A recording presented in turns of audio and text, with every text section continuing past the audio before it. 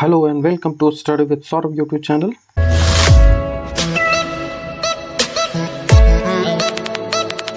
Video में हम बात करेंगे कि पटना हाई कोर्ट असिस्टेंट का जो रिजल्ट में देरी आ रही है। तो एक पिछला वीडियो मैंने बताया है, उसमें ये कहा गया है, उसमें उस वीडियो के सहारे मैंने ये बताया है कि एक केस फाइल हुआ है जिसके कारण से जो वैकेंसी का जो रिज़ल्ट आना है उसमें देरी आ रही है। तो आज इस वीडियो में हम देखेंगे कि जो जजमेंट आएगा वो जो LPA अप्लाई किया गया है, ठीक है। तो LPA का रिजल्ट आएगा तो वो जजमेंट आएगा वो कैसा आएगा, ठीक है, उसी जजमेंट पे हम बात करेंगे। और ये किसके सहारे बात करेंगे, तो जो अदर जजमेंट हुए हैं, जैसा कि आप यहाँ पे देख सकते हो, अदर जजमेंट जो हुए हैं उनके सहारे हम देखने का प्रयास करें। इससे वैकेंसी फंसने वाली है क्या, रिजल्ट में सिर्फ देरी होकर रह जाएगी, इन सारी जो चीज़ें हैं उन पे हम इस वीडियो में डिस्कस करेंगे। तो चलिए वीडियो को शुरू करते हैं। सबसे पहले हम देख लें कि जो पिछला जो पिटीशन फाइल हुआ था, ठीक है, आप यहाँ पे देख सकते हो, ये केस नंबर है। इसमें एक विकास कुमार नाम का है, उसने ये फाइल किया था। ये जो फाइल करना है तो उसकी जो इंटेंशन है वो क्या था, इसको समझने का थोड़ा सा प्रयास करेंगे, क्योंकि ये जहाँ तक मुझे लगता है ये ख़त्म किया जाएगा केस को, ठीक है। और जो वैकेंसी है वो रद्द नहीं होगी, ये चीज़ भी आप याद रख लें, वैकेंसी रद्द नहीं होगी मेरे हिसाब से। बाकी जो कोर्ट का निर्णय क्या हो सकता है वो उस पर डिपेंड करता है, लेकिन 90 से 99% चांस है कि वैकेंसी रद्द नहीं होगी। बस रिजल्ट में थोड़ी देर हो सकती है। जो नोटिफिकेशन फॉर्म का आया था वो 6 फरवरी को आया था, लेकिन जो लास्ट डेट था वो नोटिफिकेशन फिल करने का वो 7 मार्च था। और जो केस फाइल किया गया है विकास के द्वारा, जो केस फाइल किया गया है वो 25 अप्रैल को फाइल किया गया है। लगभग 2 महीने बोल रहा हूँ, 1 महीने बाद ये फाइल किया गया। तो 1 महीने तक ये क्या कर रहे थे, तो वो इनसे इसका इंटेंशन फंसता है, पता चलता है कि ये जो वैकेंसी है उसे ये फंसाने का प्रयास बस कर रहे हैं। वीडियो में मैंने इन दोनों चीज़ों पे बात की थी, ये दोनों चीज़ें आपको हमारे जो टेलीग्राम चैनल है उस पर आपको मिल जाएंगे। जो सबसे इम्पोर्टेंट बात है कि जो पटिशनर है उसने क्या फाइल क्या किया है केस, तो उसने कहा कि क्वेस्ट करिए, वैकेंसी को ही रद्द करिए, जो कि होने वाला है नहीं, ठीक है। ऐसी जो वैकेंसी है उसको रद्द नहीं किया जाएगा। पटना हाई कोर्ट के जो फर्स्ट वैकेंसी 2023 में आई है उसके जो एडवर्टाइजमेंट है उसको ही रद्द किया जाना के मांग की है, ये हो नहीं सकता। ज़्यादा से ज़्यादा क्या हो सकता है, तो ज़्यादा से ज़्यादा हो सकता है कि फ्रीडम फाइटर के लिए 2% आरक्षण दे दिया जाएगा, ये ज़्यादा से ज़्यादा हो सकता है, बस, और कुछ नहीं होगा। यहाँ आप देख सकते हो ये रूल है जिसकी बार बार बात की जाती है, रूल नंबर 10। ये रिजर्वेशन से रिलेटेड है, रूल ऑफ 2021। ये हाई कोर्ट का जो रिजर्वेशन है उससे रिलेटेड ये है। इसमें जो हाई कोर्ट के जज होते हैं, ठीक है, हाई कोर्ट के जो चीफ जस्टिस होते हैं उनको ये अधिकार होता है कि वो जो स्टेट लेजिस्लेटिव है उनसे इनेक्टमेंट और उसके ऑर्डर इशू पे जो गवर्नमेंट ऑफ बिहार जो है उसको टाइम टू टाइम सब्जेक्ट कर सके। जो आरक्षण दिया जाता है उनमें, जैसे देखिए, बैकवर्ड क्लास के लिए जाता है, EWS के लिए जाता है, SC ST BC EBC, ठीक है। उसके बाद reservation for women and orthopaedic है। लेकिन जो इसमें क्या किया जाता है, तो इसमें फ्रीडम फाइटर का बात नहीं किया गया है, ठीक है। तो ये आप रूल नंबर जो 10 है उसको आप यहाँ पे देख लेंगे, ठीक है। इसी कारण से जो ये जजमेंट था उसको डिसमिस किया गया था, ये मैंने पहले वीडियो में आपको बता दिया था। अब हम प्रीवियस जजमेंट को देखेंगे। जो प्रीवियस जजमेंट हुए इस केस से, ऐसे ही केस से रिलेटेड जिसमें वैकेंसी में रिजर्वेशन की बात की गई, तो इसको देखेंगे कि इसमें क्या निर्णय लिया गया, इसमें क्या जजमेंट दिया गया। तो ये जजमेंट जो होता है इसी जजमेंट के आधार पर जो आगे के जजमेंट दिए जाएंगे। तो चलिए इसको देखते हैं। ये जो जजमेंट है ये चैलेंज किया गया था एडवर्टाइजमेंट जो कि 2020 में आया था यूनिवर्सिटी से related, Bihar state university service commission जो था, इससे रिलेटेड ये जजमेंट आया था। इस केस की जो स्थिति थी उसमें कहा गया था कि जो रिजर्वेशन का जो कोटा दिया गया है, जो सीटें निर्धारित की गई है, वो सीटें जो निर्धारण है वो सही से नहीं किया गया है। इस पे ये केस किया गया था। बहुत सारी चीज़ें थी जिसमें जिसके आधार पे इसके जो ये केस था ये फाइल किया गया था। बिहार सरकार के द्वारा रिजर्वेशन एक्ट 1991 दिया गया है। इसमें बताया गया है कि जो बिहार जो सरकार है वो रिजर्वेशन कैसे देती है। तो वो SC के लिए जो आप जानते हैं ये जो रिजर्वेशन है इस तरह से देती है। इसमें आप देख सकते हैं कि फ्रीडम फाइटर और ना ही डिसेबिलिटी, मतलब जो विकलांग होते हैं उनके लिए कोई आरक्षण की व्यवस्था 1991 वाले में नहीं है। लेकिन देखिए यहाँ पे the right of person with disability act 2016 तो डिसेबिलिटी एक्ट 2016 आया, इसमें 4% आरक्षण दिया गया किसको, तो वो डिसेबल जो पर्सन है उनके लिए। यहाँ पे देखिए ये बिहार गजट नोटिफिकेशन आया 2016 में, जिसमें 2% रिजर्वेशन की बात की गई, किसके लिए, तो फ्रीडम फाइटर वार्ड के लिए। तो आपने देखा कि जो बिहार में रिजर्वेशन है वो कैसे कैसे आया, तो एक जो 2016 वाला से आया जिसमें जो पर्सन ऑफ डिसेबिलिटी को दिया गया, और एक 2016 में ही जो फ्रीडम फाइटर है उनके लिए आरक्षण की व्यवस्था बिहार सरकार द्वारा की गई। मतलब बिहार के जो जितने भी एग्जाम, मतलब कि जितने भी रिक्रूटमेंट्स आते हैं उनमें ये आरक्षण देना अनिवार्य हो गया था। ठीक है, तो आप कहेंगे कि अब तक जो चैलेंजेस क्यों नहीं किए गए।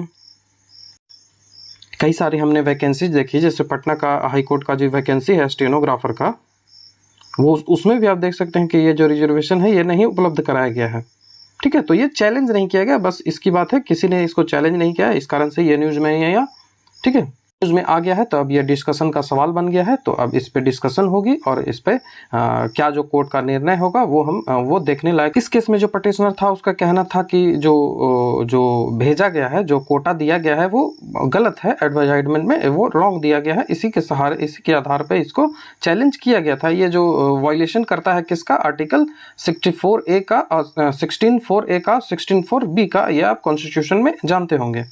ठीक है, उसके बाद अलग से कई सारे इसमें केस आए हैं जिसमें डिसेबिलिटी जो केस, जो डिसेबिलिटी एक्ट उसके आधार पे चैलेंजेस किए गए, जो इसमें जो चीज़ें हैं वो नहीं दी गई थी। जैसे डिसेबिलिटी एक्ट का अर्थ होता है कि 100 पोस्ट यदि है तो उसमें 4 पोस्ट जो है वो डिसेबल के लिए दिया जाएगा, डिसेबिलिटी एक्ट 2060 के अनुसार। ठीक है, ये बिहार का गजट जो है उसमें बताया गया था। ठीक है, ये जो केस था इसमें इस 4 इशू पे बात की गई थी, इस 4 इशू पे, जिसमें हमारा जो इशू है वो क्या है, तो वर्ड ऑफ फ्रीडम फाइटर। तो हम इसी इशू को फोकस करेंगे। देखिए कि एडवर्टाइजमेंट डेट इतना illegal and observe to be reviewed in term of the observation made above. मतलब आगे जो बातें की गई उनको हमको पढ़ना आवश्यक नहीं है, लेकिन यहाँ देखिए ये जो इलीगल सीधा करार दिया गया है कि जो इलीगल है ये जो एडवर्टाइजमेंट है, और इसमें सुधार किए जाने की आवश्यकता है। ठीक है, ऑब्जर्व मेड एबव जैसा कि ऊपर बताया गया है उसके हिसाब से इसमें सुधार करने की आवश्यकता है। तो हो सकता है कि हमारे जो वैकेंसी है उसमें भी इसी तरह की बात की जाए कि जो नोटिफिकेशन है उसमें सुधार किया जाएगा, और जो आरक्षण है वो उनके लिए जो 2% का आरक्षण दिया जाता है वो दे दिया जाए। ठीक है, तो इसमें वैकेंसी कैंसिल होने की कोई बात नहीं है। ठीक है, आगे भी देखिए यहाँ पे बात किया गया है कि जो कैंडिडेट्स हैं, जो कैंडिडेट्स हैं जो आरक्षण कैटेगरी से, जो फ्रीडम फाइटर या डिसेबिलिटी एक्ट से आते हैं, उनको भी इंटरव्यू में अपनी कैटेगरी के हिसाब से बुलाया जाएगा। ठीक है, इसमें number of post had been reduced जो रिड्यूस होगा, इसमें जो पोस्ट हैं तो वो तो रिड्यूस होंगे। The open category, BC category, ये जो सारे जो कैटेगरी है, also call less number of interview, ये जो है इनमें ही आपको कमी देखने को मिलेगी। जैसा कि कई छात्रों ने मुझे पर्सनली टेलीग्राम पे मैसेज भी किया था कि जो हमारा जो कट ऑफ है वो बढ़ेगा, क्योंकि जो पोस्ट है वो 585 है, इसमें कोई बढ़ोतरी तो देखने को आपको नहीं मिलेगी। तो यदि कोर्ट का निर्णय आया उसमें 3% है आरक्षण, 3% बोल रहा हूँ, 2% आरक्षण फ्रीडम फाइटर को दे दिया गया, मतलब 11 पोस्ट आप देख सकते हैं, 11 पोस्ट जो है वो दे दिया जाएगा। तो 11 पोस्ट जो हटेगा वो ओपन कैटेगरी से हट जाएगा, मतलब सारी कैटेगरियों से हट जाएगा। तो ये जो 11% जो 11 पोस्ट जो घटेंगे वो ओपन कैटेगरी से घट जाएंगे। तो ओपन कैटेगरी मतलब यूआर का जो कट ऑफ है वो हाई चला जाएगा।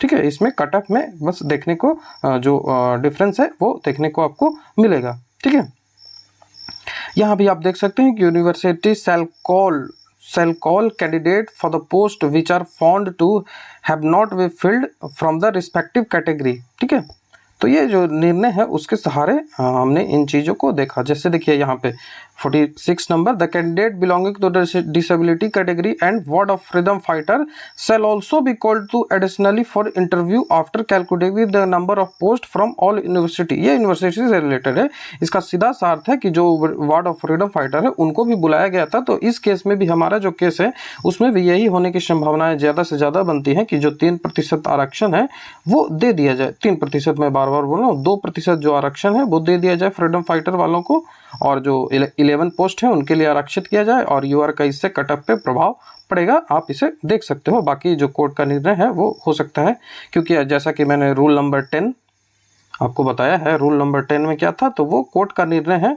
जो सीजेआई है उनका अधिकार है कि वो कुछ भी कर सकते हैं, ठीक है। जो लास्ट में जो निर्णय दिया गया था कि keeping in the view of interim direction issue by the court that all the selection have been made once made subject to be decision of this case the aforesaid direction are being issued, ठीक है।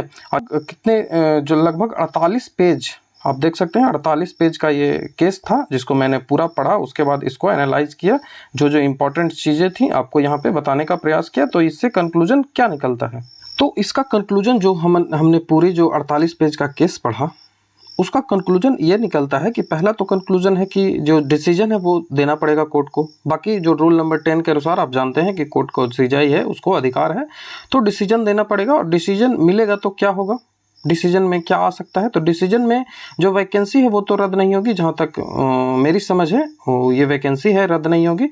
हाँ, result में थोड़ी देर हो सकती है, ठीक है, रिजल्ट में थोड़ी देर हो सकती है। आप जो कोर्ट है वो क्या करेगी, तो सबसे ज़्यादा संभावना यही बनती है कि 2% जो आरक्षण है वो दे दिया जाएगा और 500 जो 50 पोस्ट हैं, 550 पोस्ट जो हैं उसमें से 2% हटा के 11 जो पोस्ट हैं वो फ्रीडम फाइटर वालों को दे दिया जाएगा, जिससे जो ये पोस्ट है ये यूआर से घट जाएंगे, कि जो पोस्ट हैं ये यूआर से घटेंगे और यूआर का कट ऑफ थोड़ा हाई चला जाएगा, 1 से 2 नंबर और यूआर का कट ऑफ हाई चला जाएगा। तो यही बस असर पड़ने वाला है। पूरे वीडियो को देख लिए हैं, लास्ट तक आप आ गए हैं, मतलब कि आप एक एस्पायरेंट्स हैं जो सीरियस हैं, ठीक है। तो आप हमारे टेलीग्राम चैनल से जुड़ जाएं, ठीक है। यहाँ पे मैं एक पेड चैनल भी मेरा चलता है, इसके बारे में इन्फॉर्मेशन मैं अभी दे देता हूँ कि कौन कौन सी चीज़ें आपको करनी। पेड से पहले मैं बता दूँ कि हमारा जो यूट्यूब है उस पर भी आप एसे राइटिंग से संबंधित वीडियोस देख सकते हो। ये जो एसे राइटिंग की जो प्रैक्टिस है उससे संबंधित सारे वीडियोज़ यहाँ पे आपको मिल जाएंगे। ये प्लेलिस्ट चेक कर ले, essay writing Patna high court assistant,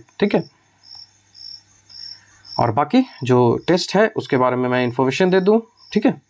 तो ये इन्फॉर्मेशन एक पेड टेलीग्राम ग्रुप चलता है जिसके पूरा सिलेबस के हिसाब से जो भी सिलेबस दिया गया है, जैसे इंग्लिश में ये सिलेबस दिया गया है, ठीक है, जो इंग्लिश का ये सिलेबस है ये आप देख सकते हो, ये इंग्लिश का सिलेबस है, उसी तरह से ये हिंदी का सिलेबस है।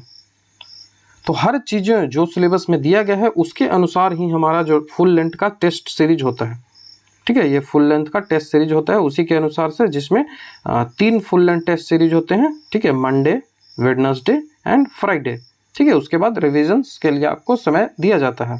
ये फुल लेंथ टेस्ट सीरीज होता है जो कि 3 आवर का होता है, ठीक है, जो पूरे 3 आवर का होता है। और इसके जो टेस्ट होते हैं, टेस्ट के बाद इसके मॉडल आंसर दिए जाते हैं, ठीक है।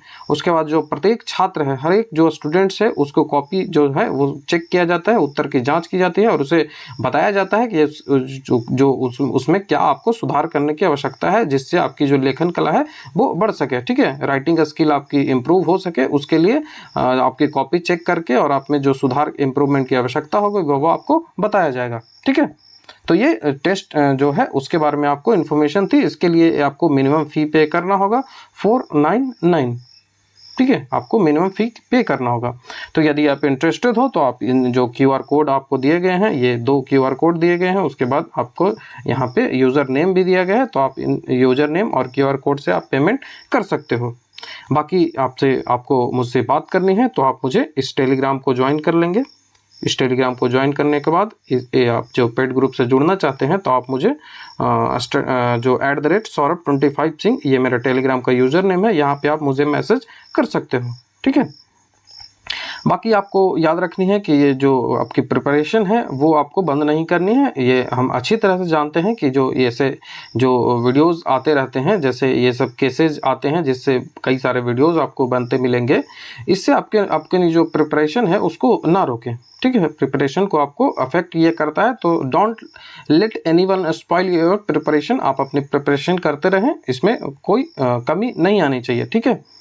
तो इसमें प्रिपरेशन करते रहें आप। जो आगे ऐसे ही इंटरेस्टिंग वीडियोस देखने के लिए आप हमारे चैनल को सब्सक्राइब कर लें, और वीडियो यदि आपको अच्छा लगता हो तो वीडियो को लाइक शेयर कमेंट जरूर कर लें, और जो चैनल है उसको सब्सक्राइब जरूर कर लें, जिससे आने वाले वीडियोस जो हैं वो आपको मिलते रहें। और